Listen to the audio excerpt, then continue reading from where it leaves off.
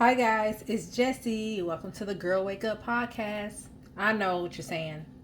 You're probably saying, girl, it's been a minute. You said you was gonna go to Houston and you were gonna upload food reviews and you were gonna do this and you're gonna do that. Y'all, Houston was wild in a good way. I didn't have time to do a thing. I had time to do a lot of stuff. That's why it was wild. But I didn't have time to show everything that I ate and the different places that I went to and all this other stuff. I was just living in the moment. And sometimes that's the best way to be or do, or just live in the moment. So, never mind the background stuff, y'all. I'm making breakfast. I'm making myself some breakfast. But I wanted to talk to you guys because when I was in Houston, maybe you guys probably have been through the same thing or gone through the same thing. But anyway, y'all, when I was in Houston, so I don't really deal with my sister because she has some mental health issues that she refused to get help with. And being around her, she has a lot of anxiety and a lot of, let's just say anxiety. It's just a lot. It's a lot to deal with her. I didn't feel like dealing with her. I haven't talked to her so long, maybe like a year or so. And I plan to keep it that way.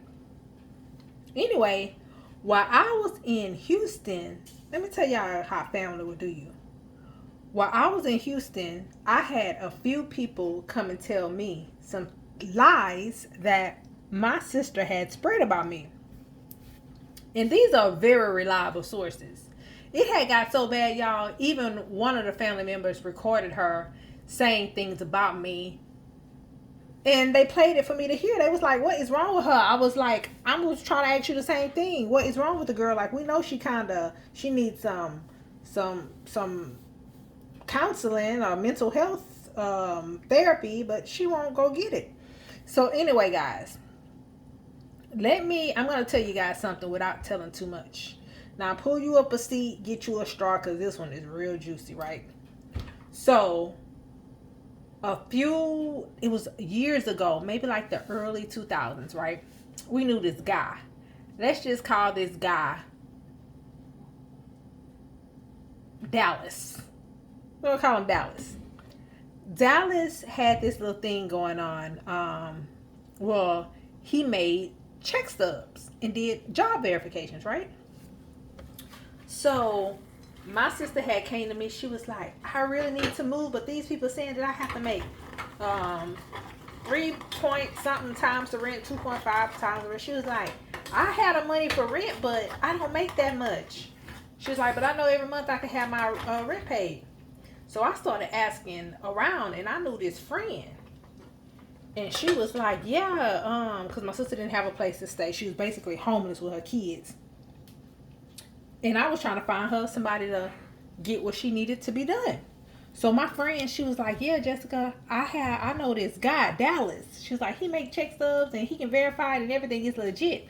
How many check stubs your sister need? I was like, she need 2. She said, okay, tell your sister to give him $100 for the 2 check stubs, like $50 each, and we'll go from there. I said, cool. So I called my sister, told her everything was good. I talked to my friend. She said Dallas could get the check stubs, right? And y'all, I don't know if y'all have these type of family members. Well, not family members. It's just my sister. Y'all, she ain't dealing with a full deck. Meaning, in Texas, that's what we say when somebody don't have much common sense. So this girl was going to get all the services we wanted was the check stubs, right? Dallas did all kind of other stuff. Like Dallas would jumble up some numbers so you could have good credit, all kind of stuff. If you know, then you know. So my sister, with her not so smart self, gave Dallas her social security card. She must have walked. This is how she do. She'll go talk to somebody, tell them all her business. Like, this will be her first time meeting somebody. She'll tell that person all her business. This, that, and third, right? And she liked to laugh a lot, too, so what you think somebody who know how to make check stubs and do all kind of other stuff gonna do when they see a fool coming up to them laughing for no reason at all? Just laughing and talking, telling their business. So the girl, my sister, gave Dallas her social security card. Now, why would she give Dallas her social security card if she only go and get some check stubs, right? Anyway, fast forward. She got everything done, check stubs, all this, all that.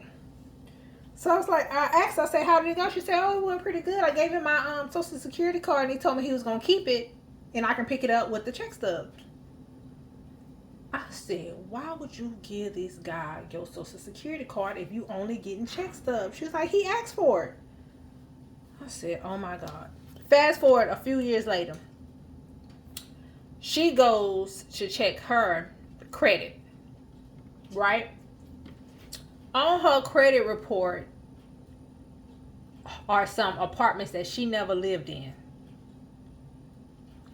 So Dallas, it was like everybody in this certain area in Houston was using this guy, right? Everybody on this side of town, this particular side of town.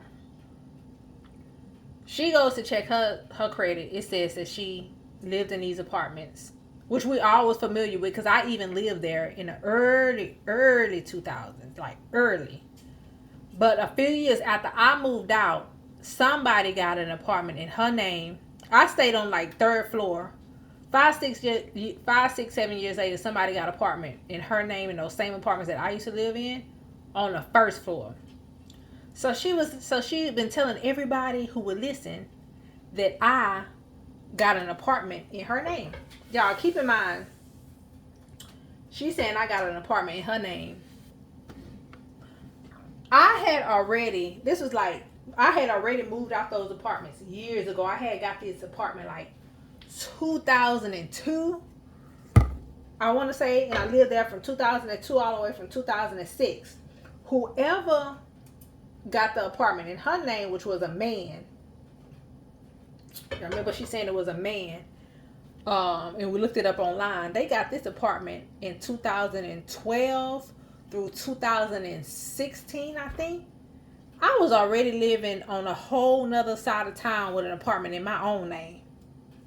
So how could I get an apartment in her name when I already had my own apartment in my name? Anyway, she been going around telling whoever who would listen that I stole her identity. Well, the dummy, yeah, she is a dummy. I know she my sibling, but the girl is a dummy. Went and gave a man she was supposed to give her ID. Well, probably not even ID. Why would they need your ID for your for some stubs? But anyway, the dummy gave the man her social security card. Now, somebody like this, why would you walk up to them and give them your social security card? It's beyond me. That's why I say her elevator don't go up to the top. Okay, so I found out she said that about me. And if y'all have some family members that have lied on you, comment down below. Because, like, this got to stop. So after that lie of her saying that I had stole her identity, she came up with another lie. So my sister had lost custody of one of her kids, right? This is how she lost custody of her kids. Y'all follow me now. She met this guy. Well, she didn't meet the guy. I knew the guy. I worked with the guy some years. When did I work with this guy? I worked with him around the same time that I lived in that apartment, from like 2002 all the way to like 2004 or something like that. We worked together at a call center. He was like real cool, nothing romantic. He was just a real cool dude. He used to try to holler at everybody, so I ain't never give him a second look like that. But anyway, this guy was my friend. Me and him was friends. We used to work together like a coworker. He was my coworker. We used to work together. Cool. He seemed like he was a real cool person, like a brother.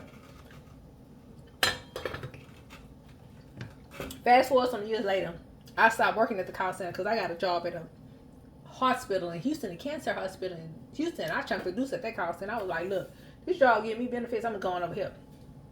So anyway, me and the guy, we stayed in touch because, like I said, he was real cool. Me and him used to go grab a bite to eat. We used to see each other, like go to the bowling alley with other people. Of course, not it wasn't like a date. Anyway, one day my sister called me while I was working at the cancer hospital. She said, Jessica, oh my God, I gotta take my baby to school and I locked my keys out of my car. I need somebody to come bring me to the dealership.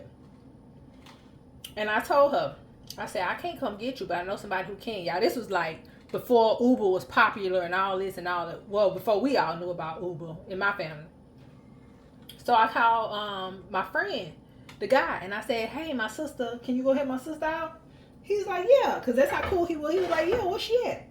He's like, yeah, cool. That's like 15, 20 minutes down the way from my house. I'll go help out. So anyway, y'all, this is on a Tuesday. Y'all, why they ended up moving in together that Sunday? So they met on a Tuesday. This was her first time ever meeting him, y'all.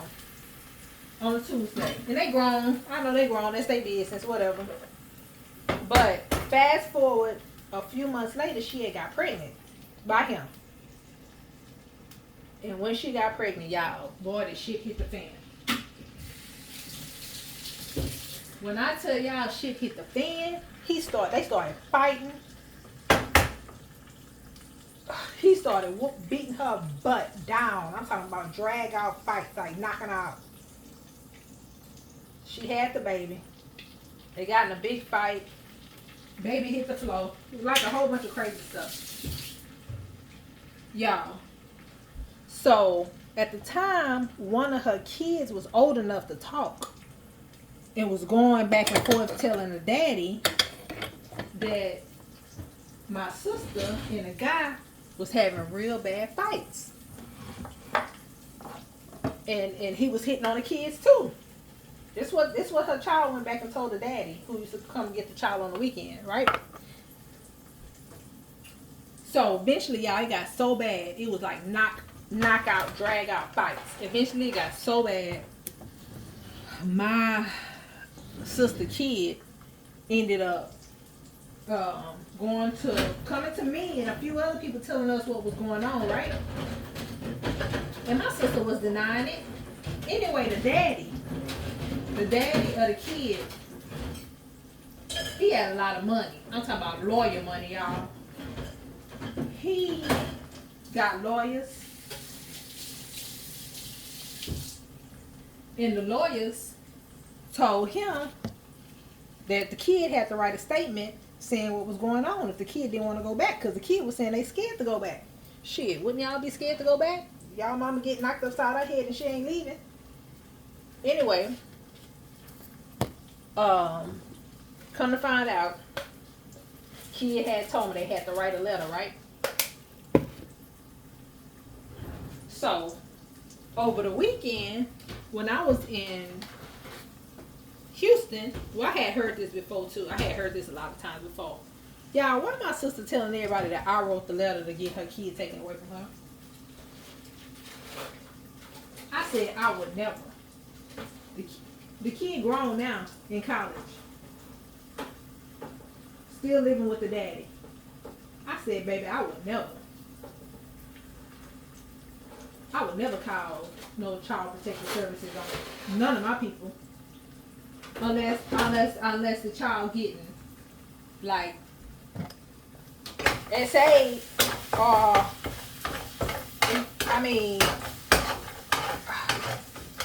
I just wouldn't do it. Or the child have to be like, I just couldn't do it. It would have to be some circumstances for me to have to call on somebody. Let's just say that. Not saying I would never do it because no kid deserved that, but let's just say it would have to be some circumstances for me to call child protective services on anybody, any of my family members. So my sister going around telling people that I wrote a letter to a judge saying that she hurt babies and She abused babies and she abused kids and all kind of stuff. When y'all probably asking, why would your sister just lie on you like that? I'm wondering the same thing. Like, why is it all on me? Why everything coming all on me? Like, I'm the villain, I'm the bad guy. Happy y'all act, I'll tell you why. I left Houston in 2019, summer of 2019. Me and my daughter. I got a good job, transferred from Houston. They said, hey, you want to go to California? I said, yeah, I was born out there, let's do it. I have came out here and really did well for myself. All my family members in Houston, how I left them is how they still are. They waiting on their income tax to come every year to get ahead on their bills. They living from check to check. Living in places they can't afford. Driving vehicles they can't afford. Trying to live with the, keep up with the Joneses, living from check to check. And I'm out here in LA flourishing. Now, am I rich? No. Do I pay my bills and still have something left over to go on vacation if I want to and still go in the store and buy what I want to? Yes. Because guess what? I didn't let fear lead me. I jumped out. It said made the chips.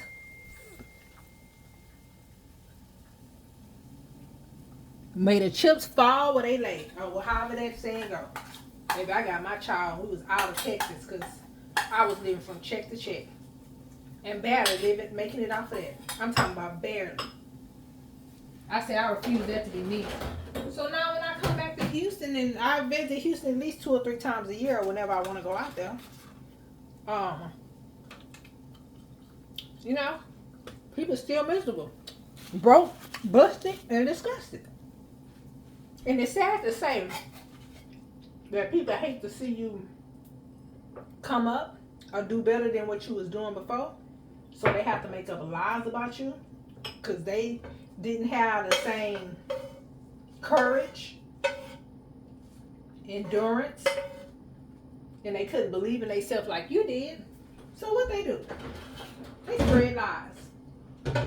And especially somebody that's dealing with mental health. Baby, they will spread lies on you quick. So, I went to go get a lawyer. Because I plan on opening up businesses in Houston and I don't need nobody tarnishing my name.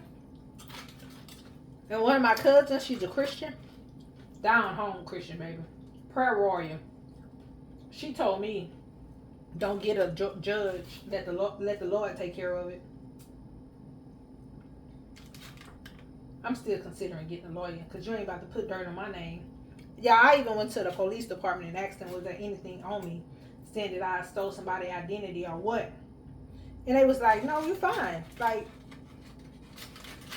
people get mad all the time and spread rumors about folks. But y'all, let me tell y'all something. Family, gotta watch them. Really sad. So-called friends, you gotta watch them.